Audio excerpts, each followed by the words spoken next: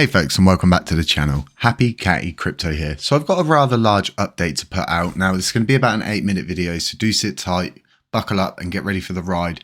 I'm not going to cover the whole thing. I'm going to do a live stream, I think, maybe possibly later on this evening, but probably tomorrow around midday, really diving into this and actually breaking it down. So as you can see, I've got the emergency management and recovery of Luna Classic. Now, this is the white paper, so to speak, that's being put forward by Terra Rebels as a group, as a collective, and it's been for a lot of people, as you can see. Now, I've been given permission from the team to bring this forward. There will be a couple of other people bringing it out, like Vegas. If you don't know who Vegas is, he's Vegas Morph on Twitter, and he is the creator of 3568 and behind a lot of things. So anyway, let's jump into it. So abstract, in early May 2022, the Terra ecosystem collapsed after the algorithmic stablecoin failed to maintain its peg. Emergency measures were taken by Terraform Labs, TFL for short, in an attempt to protect Luna and UST, but then were abruptly abandoned by TFL for Luna 2.0 several days later. At this time, the Luna Classic blockchain has been left crippled and in limbo for the last 2 months.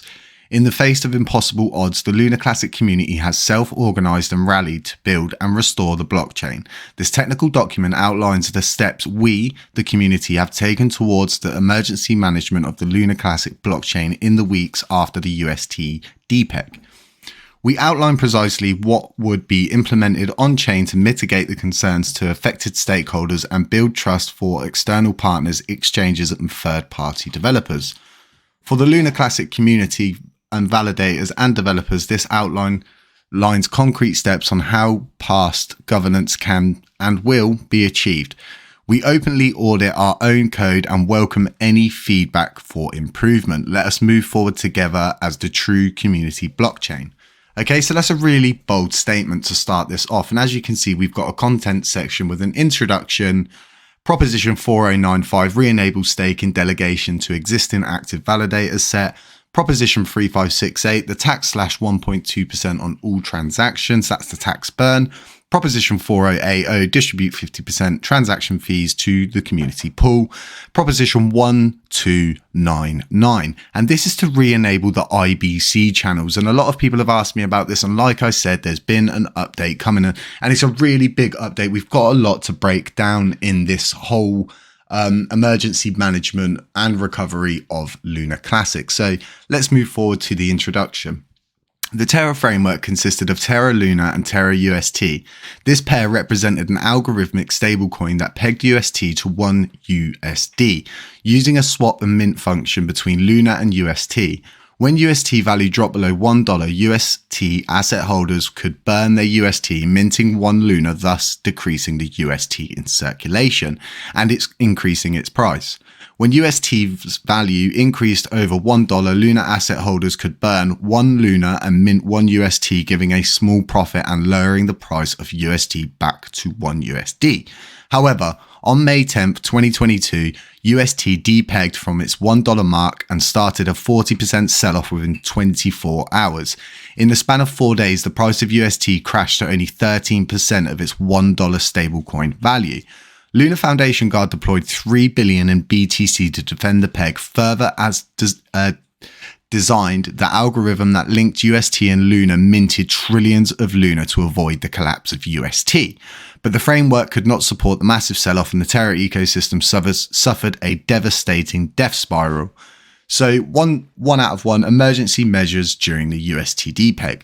During the collapse of the stablecoin, Terraform Labs initiated 3 emergency actions. The first was to burn the UST in the community pool. The second was to burn the 371 million UST cross-chain on Ethereum. And the third was to stake 240 million Luna to defend the governance attacks. However, user dev at Valdar Dragon noted on Twitter that the Luna chain was in danger. It could be taken over for 4 million at that moment.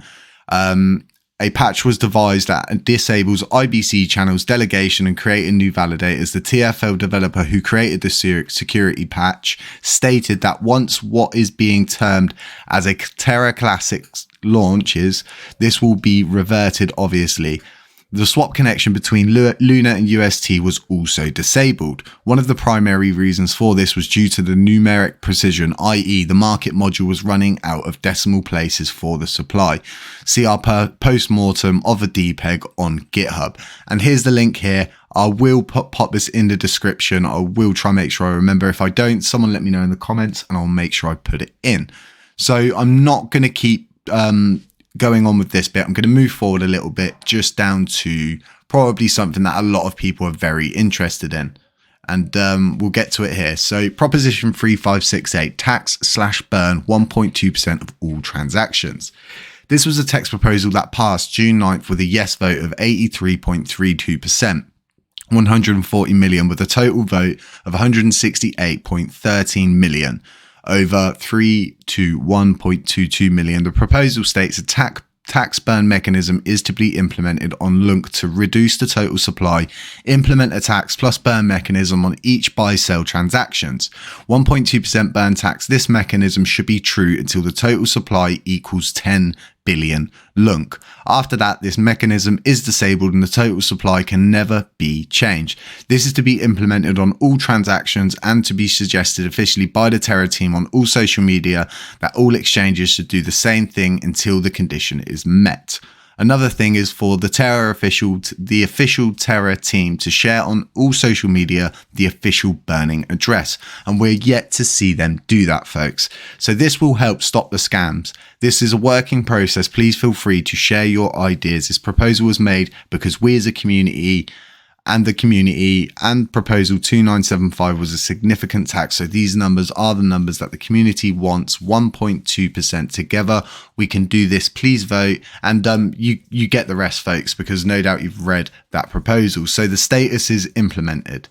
Okay, so the proposed solutions and implementation status implemented code. The first change we introduce is in the anti-handler. The anti-handler is a set of decorators in Tendermint that check the transactions on both CheckTX and DeliverTX. These methods are run on every transaction proposed to the blockchain. And as you can see here below, so here we adopt and define a new decorator called new burn tax fee decorator. This is nearly identical to the new tax fee decorator introduced by TFL for implementing the stability tax on UST. What is different is that we pass in the BankKeeper module to burn the tax immediately after subtracting the tax from the sender, i.e. immediately after the cosmonanti.new deduct fee decorator. Here we show the burntax.go file, which is the implementation of the new decorator again. One can easily verify the identical nature of this file with tax.go, the TFL stability tax decorator. And here it is below. So if you understand code, do go and have a good read of this, and there will be a link to this in the description. So as to this whole thing, like I said, I'm going to do a really big breakdown of it because it is just, there's just so much information in here on everything that's going on. So do let me know in the comments if you want a live stream, if you would like it this evening, if it's not too late for you folks. And if you'd like to see that happen, just let me know in the comments. Let me know on Twitter or let me know in the Telegram group, or we can do it tomorrow if that's better for people, but just let me know. But as it stands, like I said, big update from Terra Rebel and Terra Rebel's team about the emergency management and recovery of Luna Classic. Pretty much white paper in short term, folks. So look, do stay safe out there. It's not financial advice. Beware of scammers, doppelgangers, anybody pretend to be me, HappyCattyCrypto, or the Luna Classic Burn channel. They are not me. And yeah, it's not financial advice. Catch you in the next one.